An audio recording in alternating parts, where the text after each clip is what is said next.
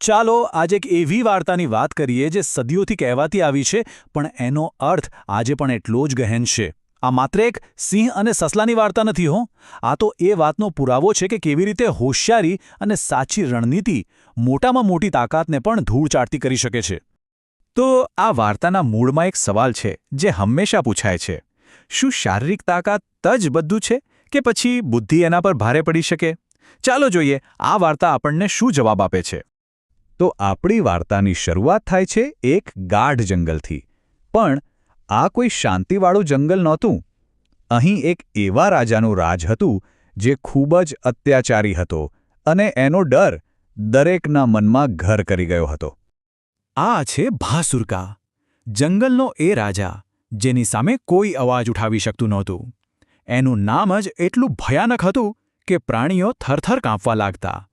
હવે જુઓ, ભાસુરકાની તાકાત એ મુખ્ય સમસ્યા નહોતી. અરે ના, અસલી પ્રોબ્લેમ તો હતો એનો ક્રૂર સ્વભાવ અને પેલો માથાભારે ઘમંડ. એ તો બસ વગર કારણે પ્રાણીઓનો શિકાર કરતો ફરતો.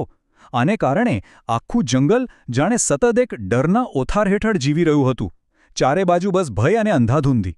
આ રોજ-રોજના ડરથી બધા પ્રાણીઓ હવે થાકી ગયા હતા. એટલે એમણે એક એવું પગલું ભરવાનું વિચાર્યું જે ખરેખર ખૂબ જ જોખમી હતું. એમણે નક્કી કર્યું કે તેઓ સીધા રાજા સાથે જ વાત કરશે. બધા પ્રાણીઓ ભેગા થયા, હિંમત એકઠી કરી. એમને સમજાઈ ગયું હતું કે જો આમ જ ચાલતું રહ્યું તો એક પછી એક બધા જ મરી જશે. એટલે એમણે નક્કી કર્યું કે તેઓ સિંહ પાસે એક પ્રસ્તાવ લઈને જશે. એમનું જે પ્રસ્તાવ હતો ને એ ખૂબ જ સ્પષ્ટ અને બુદ્ધિપૂર્વકનો હતો. એમણે સિંહને કહ્યું કે તમને રોજ શિકાર મળી જશે એની ચિંતા ના કરતા. બસ બદલામાં બાકીના જંગલને શાંતિથી જીવવા દો. એક રીતે કહીએ તો આ એક બલિદાનનો કરાર હતો. સિંહ તો માની ગયો, પણ એણે એકદમ સ્પષ્ટ શરત મૂકી. અને એના શબ્દો પરથી જ સમજાઈ જાય છે કે આ સોદો કેટલો નાજુક હતો.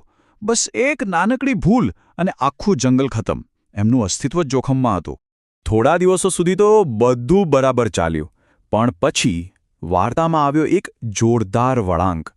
એક એવું પાત્ર સામે આવ્યું જેણે પોતાની બુદ્ધિથી તાકાતને પડકાર ફેંક્યો.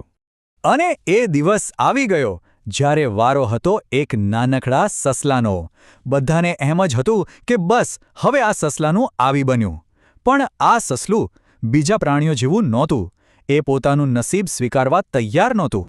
અને અહીં જ વાર્તાની અસલી ટક્કર શરૂ થાય છે. એક બાજુ સિંહની જબરદસ્ત તાકાત અને ઘંડ, અને બીજી બાજુ સસલાની બુદ્ધિ, હિંમત અને એક પાક્કી યોજના. આ લડાઈ હવે શરીરની નહીં પણ મગજની હતી. સસલાની યોજનાનું પહેલું પગલું શું હતું ખબર છે? સિંહની સૌથી મોટી કમજોરી પર વાર કરવાનો, એનો ગુસ્સો અને એની અધીરાઈ. એટલે જ એ જાણી જોઈને મોડું પહોંચ્યું. એને ખબર હતી કે આનાથી સિંહ ગુસ્સામાં લાલચોળ થઈ જશે. અને હવે આવે છે વાર્તાનો સૌથી રસપ્રદ ભાગ, જ્યાં સસલું પોતાની ચાલાકીભરી યોજનાને અંજામ આપે છે.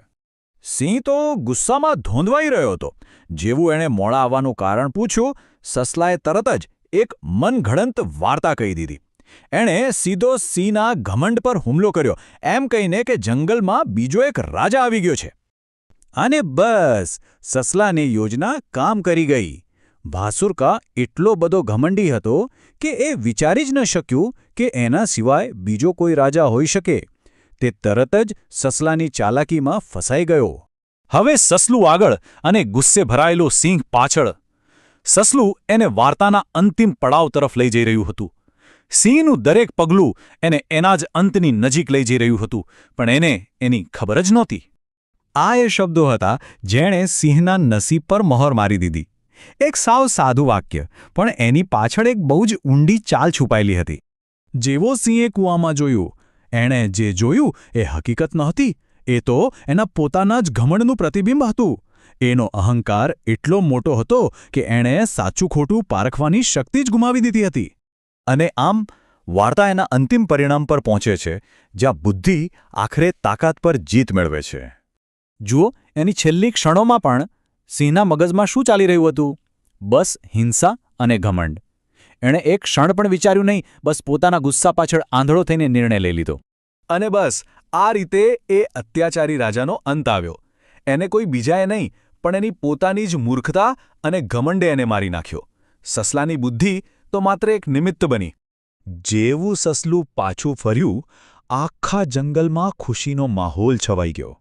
એક નાનકડા જીવની હોશિયારીએ બધાને આઝાદી અપાવી હતી. જંગલમાં ફરીથી શાંતિ આવી ગઈ હતી. તો આ વાર્તાનો સાર એકદમ સ્પષ્ટ છે. શારીરિક બળનું પોતાનું મહત્વ છે, એમાં કોઈ શંકા નથી, પણ ખરી તાકાત તો બુદ્ધિ, યોજના અને સમયને પારખવાની ક્ષમતામાં જ રહેલી છે. અને આ વાર્તા આપણને એક બહુ જ મહત્વના સવાલ પર લાવીને ઊભા રાખે છે. વિચારો, આજના સમયમાં જ્યાં ચારે બાજુ તાકાત અને સત્તાનો દેખાડો થતો હોય, શું ત્યાં આજે પણ બુદ્ધિ અને સાચી રણનીતિ સૌથી મોટું હથિયાર સાબિત થઈ શકે છે? આના પર વિચારવા જેવું ખરું. Thank you.